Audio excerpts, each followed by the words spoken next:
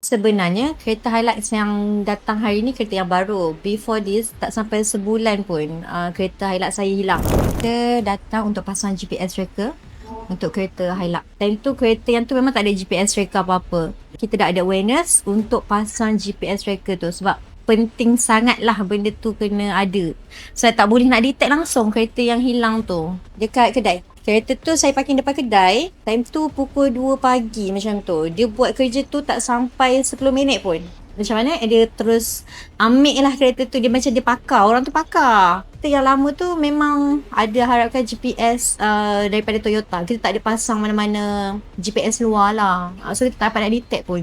Tak dapat nak detect juga. Sebab maybe GPS tu orang tu tahu kot dekat mana. Dan dia boleh cuba untuk stopkan GPS tu daripada trace. Itu saja untuk perkongsian kali ni. Jangan lupa untuk like, follow dan share kami. Dan kalau nak set up security kereta seperti biasa, PM kami sekarang.